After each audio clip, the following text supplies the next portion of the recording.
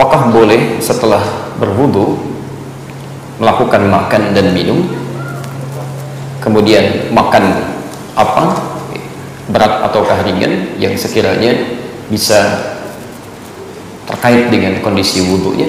Ini mungkin maksudnya apakah membatalkan wudu atau tidak. Mohon solusinya apakah ada dalam Al-Quran. Baik, kita bisa ambil teori tentang wudu pertama, ada di Quran surah ke-5 Al-Maidah ayat yang ke-6, posisi paling kiri sebelah atas. Kemudian terkait dengan makanannya yang berpengaruh kepada wudu atau tidak, ditemukan di hadis riwayat Muslim dalam kitab Sahih Muslim nomor hadis 828. Nanti kita coba uraikan keterkaitan di antara keduanya. Teman-teman sekalian, mari kita ambil hukum umum dulu dalam wudu. Quran surah ke-5 Al-Maidah ayat yang ke-6. Ya ayyuhalladzina amanu, hai orang-orang yang telah menyatakan dirinya beriman kepada Allah.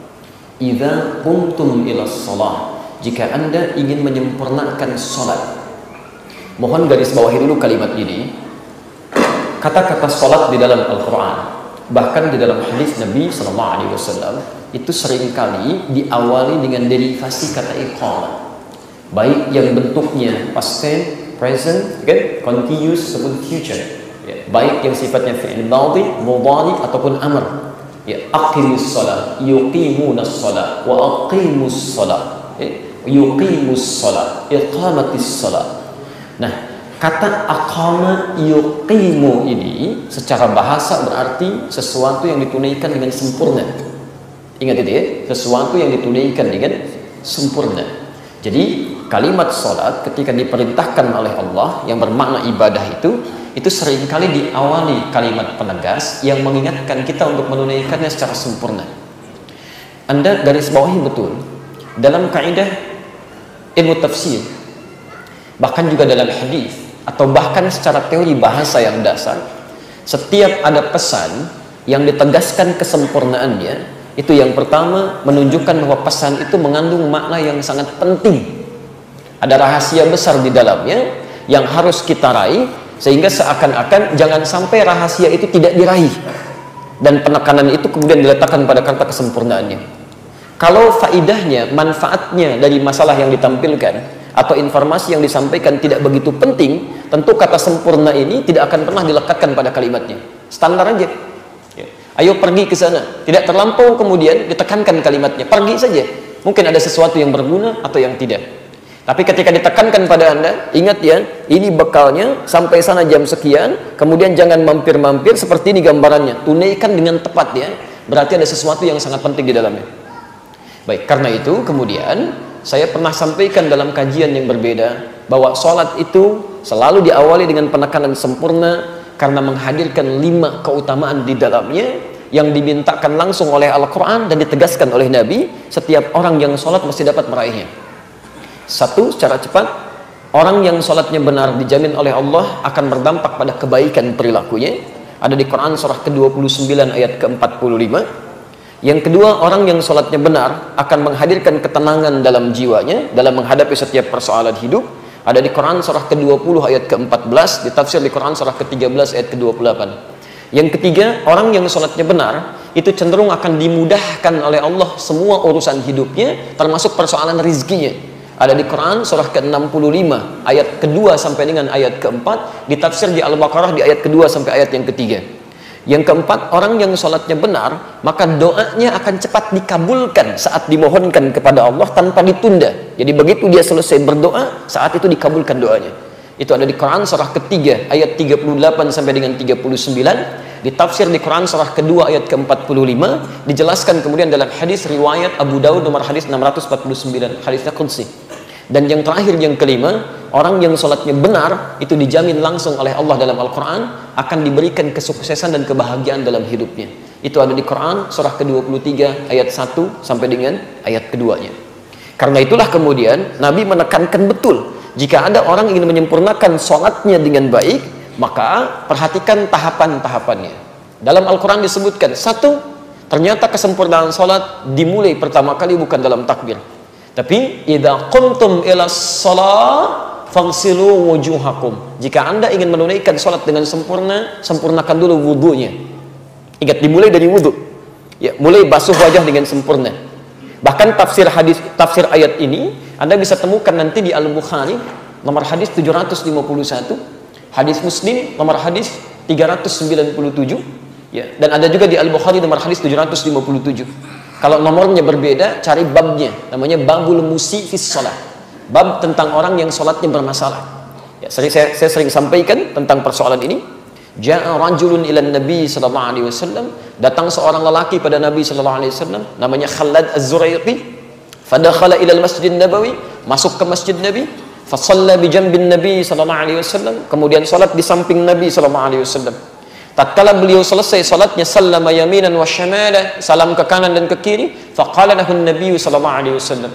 Maka Nabi sallallahu alaihi wasallam berkata pada orang ini, "Shalli fa innaka lam tusalli." Anda silakan salat lagi karena Anda belum salat. Disebut belum salat. Fa'ada salatahu 3 marat. Maka mengulang orang ini salatnya sampai 3 kali. Faqala lahu Nabi sallallahu alaihi wasallam mithla ma kana. Maka Nabi sallallahu alaihi wasallam mengulang kembali kalimat serupa yang tadi. Shalli fa innaka lam tusalli. Anda salat lagi karena Anda belum salat. Faqala, maka dia berkata, ya Rasulullah, ma uhsinu ghairah. Ya Rasulullah, saya tidak bisa lebih baik dibandingkan dengan yang telah saya tunaikan tadi. Alimni, tolong ajarkan saya. Tolong ajarkan saya. Maka disitulah kemudian Nabi mulai merespon. Perhatikan kalimatnya dan kaitannya dengan wudu. Kata Nabi, faqala Rasulullah sallallahu alaihi wasallam, "Idza qumta ila shalah." Kalau Anda ingin menunaikan salat dengan sempurna, asbighul wudu, maka sempurnakan dulu wudunya. Sempurnakan wudu, dan diajarkan oleh Nabi dari awal sampai akhirnya. Famastaqbil qiblah, kemudian baru menghadap kiblat, baru bertakbir sampai dengan salamnya. Dari situ kita mendengar kalimat sallu kama raaitumuni usalli. Salatlah kalian persis seperti melihat saya salat. Al-Bukhari nomor hadis 651. Nah, jadi perlu digarisbawahi dulu, walaupun pertanyaannya terkait dengan hubungan wudu dengan makanan, tapi penting diketahui wudu itu mesti dijaga luar biasa, disempurnakan, karena tidak hanya terkait dengan kesucian, tapi akan berdampak pada benar tidaknya salat yang telah kita tunaikan. Jelas sampai sini dulu? Nah, kalau sudah baik wudunya, dijelaskan oleh Al-Quran. Awas, perhatikan ya, ini tolong garis bawahi betul. Yang pokok dalam wudu itu ada 4. Satu wajah, kalimatnya menggunakan kata ghasala, faghsilu wujuhakum. Ghasala itu kalau dalam bahasa Arab adalah sesuatu yang ditumpahkan pada tempatnya, dibasuh. Jadi ambil airnya ditumpahkan di wajah. Jadi bukan ngambil air ditumpahkan baru diusap. Ya, jadi ambil airnya, tumpahkan di wajah, dari batas bagian atas kening sampai dengan ke dagu, dengan bagian belakang telinga. Baik, kemudian setelah itu wa aydiyakum ilal marafiq. Perhatikan, ini mohon izin saya lebarkan sedikit karena sering ada kekeliruan dalam proses ini. Wa aydiyakum ilal marafiq, kemudian tangan sampai siku. Ingat, tangan disebut tangan itu disebut yad dalam bahasa Arab, itu dari ujung jemari ini, asabi', sampai ke ujung ke sini, mendekat pada katif, dekat ke pundak. Ini tangan. Tapi dalam ibadah itu selalu diberikan batas. Batas. Misal, Anda bersedekap, An-Nasai nomor hadis 886. Bersedekap di sini posisinya, rusghi. Jadi begitu menutup seperti ini. Atau boleh lebih sedikit, Al-Sa'id begini. Tapi tidak sampai ke sini. Tapi dalam wudu, ilal marafiq, jamak dari mirfaq, sampai ke sini, siku. Ya. Ingat, tangan, jari sampai siku. Jadi bukan siku ke bawah. Jadi bukan kerannya dibuka, sikunya dibeginikan. Jelas ya? Tapi diambil airnya, turunkan sampai ke siku ke sini. Nanti itu ada hikmahnya, ada penjelasannya. Kemudian setelah itu, wamsahu bi ru'usikum. Berubah kalimatnya dari ghasala menjadi masaha. Berbeda. Ghasala tumpahkan langsung di tempatnya, masaha tumpahkan dulu airnya baru diusapkan. Ya, masaha itu mengusap, bukan menumpahkan. Ya, yang diusapnya disebut masih. Nabi Isa punya gelar Al-Masih, Al-Masih, karena di antara mukjizatnya bisa mengusap sesuatu, dengan izin Allah penyakit bisa sembuh. Jelas ya? Tayyib. Dan yang diusap itu apa? Bukan rambut, tapi ru'us. Jamak dari kata ra'sun, kepala. Di sini keadilan Allah Subhanahu wa taala. Kalau yang diusap rambut, yang tidak punya rambut itu persoalan. Ya. Maka di sini diartikan dengan tidak ada penafsiran. Ya. Jadi semua ulama nggak ada penafsiran. Yang dibasuh itu kepalanya sehingga meresap ke dalamnya. Jadi begitu Anda buka, kemudian Anda ingin basuh, maka kemudian buang airnya, usapkan. Ya, usapkan ke kepalanya. Menggunakan huruf ba di situ. Ba di sini dalam bahasa Arab ba punya 14 makna. Tapi di sini para ulama sepakat ya, 3 yang bisa diterapkan. 1, ba'al istighraq, yaitu mengusap dari depan sampai ke belakang. Jadi begitu Anda ingin berwudu misalnya, Anda kemudian mengusap, buka, tumpahkan airnya, diusap dari depan ke belakang. Jika dalam pelaksanaan itu tidak ada kesulitan, berarti tidak ada penyakit, tidak ada hambatan, untuk laki-laki khususnya, usap dari depan ke belakang. Jika kemudian ada persoalan, misal sakit sebagian dari anggota di kepalanya, sebagiannya, maka ba itu bisa berarti at-tab'id ma'at tahdid. Ya, sebagian dengan batas.